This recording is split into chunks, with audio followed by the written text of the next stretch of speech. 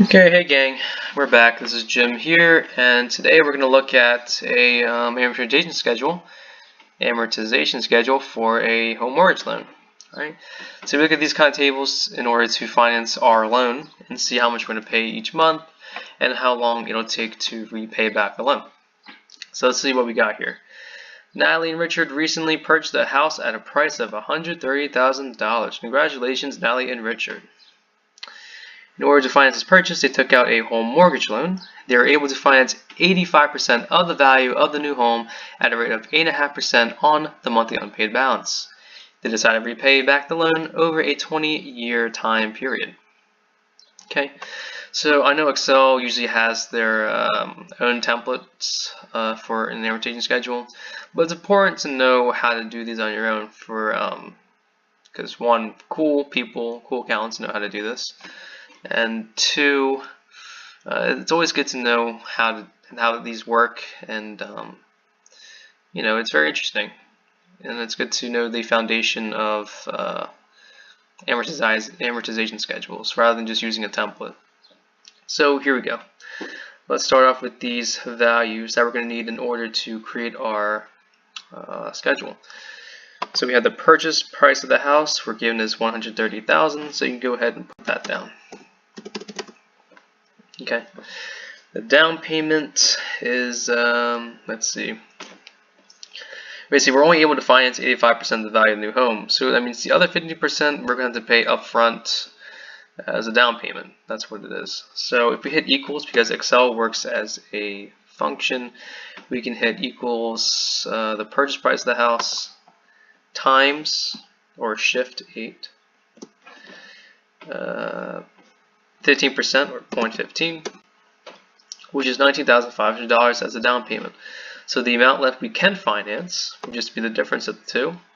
$130,000 minus $19,500.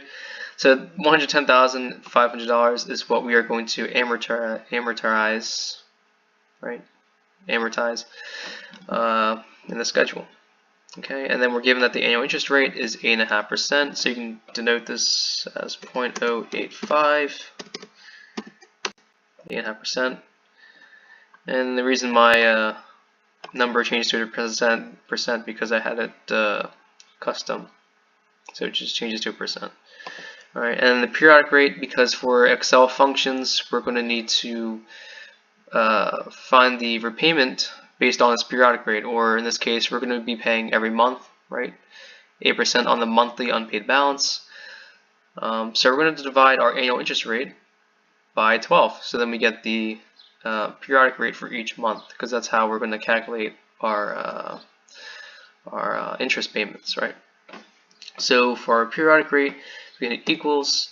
We can either click on this, divide it by 12, or simply type in 0.085 divided by 12. Doesn't really matter. You should get 0.71%. Future value of the loan, we want it to be 0, right? We want to pay off our loan, so we're going to hit 0.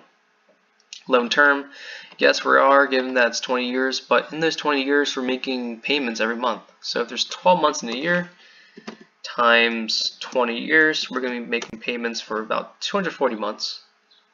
Okay.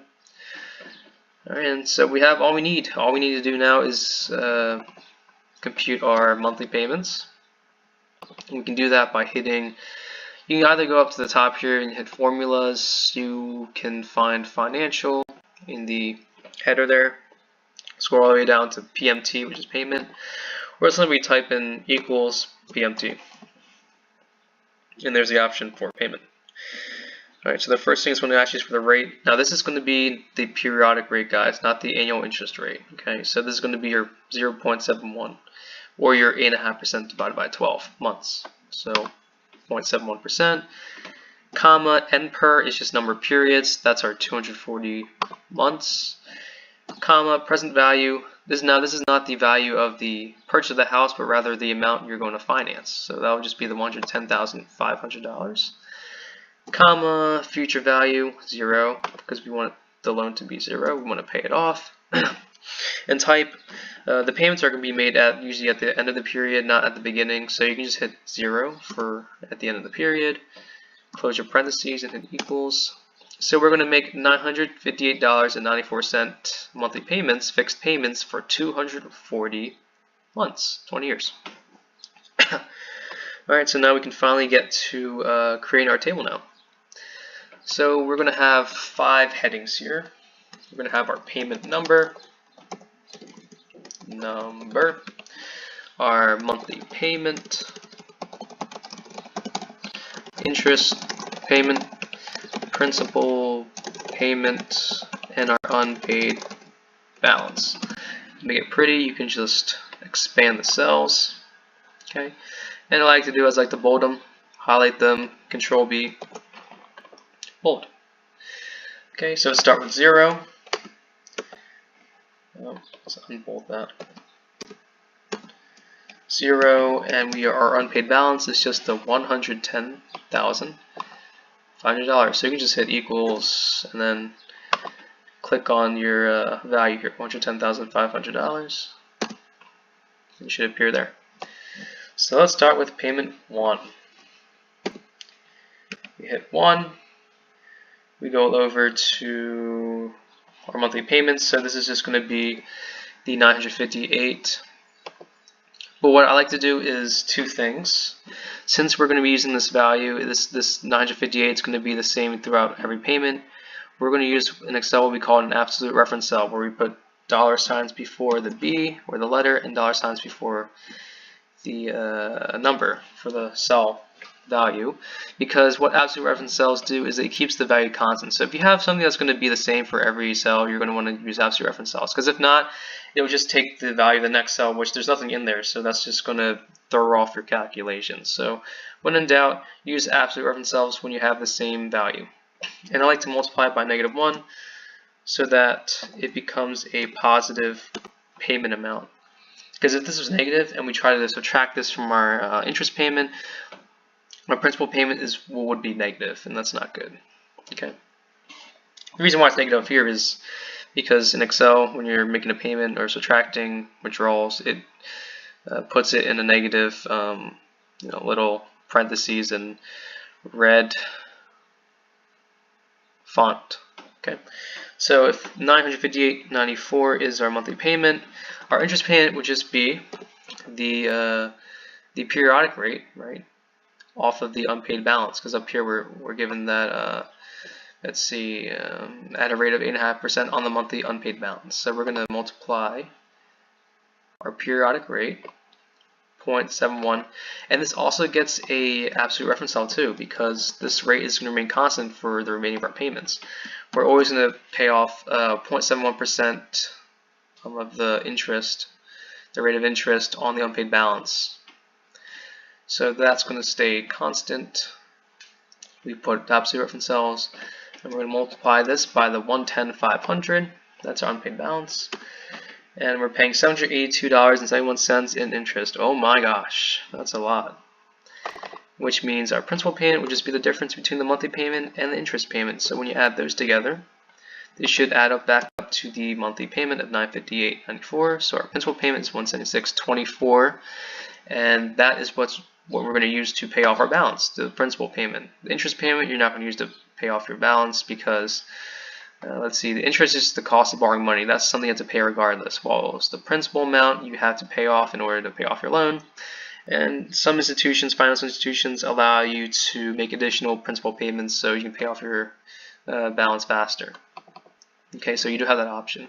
So last thing you need to do is just hit equals the unpaid balance up here, and you do not need an absolute reference cell for this, guys, because it's just going to keep subtracting the unpaid balance cell from the principal cell each and every time. So you don't need absolute reference cells for those.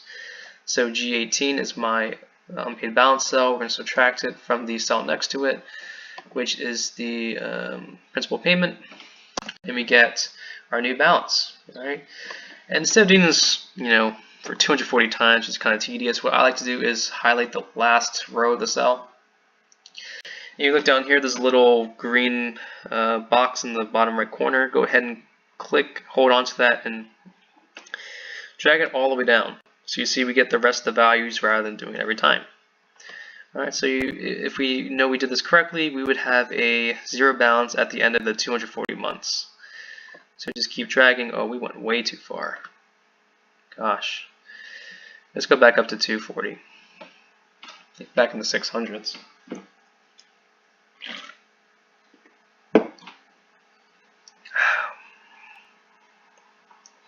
Okay, keep on going.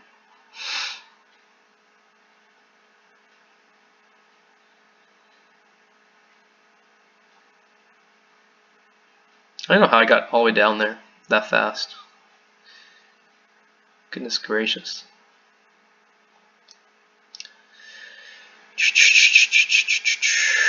Alright, almost there.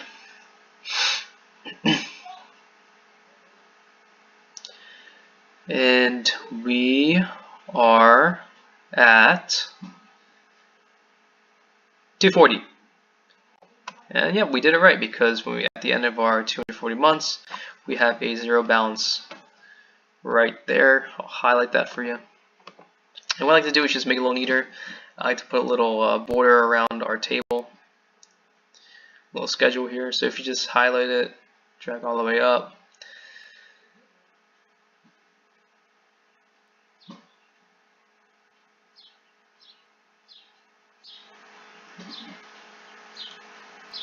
and then hit, let's see, right click, go to Format Cells, and we go to Border here, and we can click on any line for our border. It can be thick, thin, whatever. I like to do this option here. Hit Outline inside, and we get our little border. All right. So really, that's all there is to making an amortization schedule. It wasn't that hard. It wasn't very complex, but you do need to know what's going on here in order to understand what is happening in your schedule. Okay? So if you have any questions, go ahead, feel free to leave them below in the comment section below, and if there's any videos that you feel will be worth going over, any suggestions for next time, I will definitely review those and consider it. Alright, thanks guys.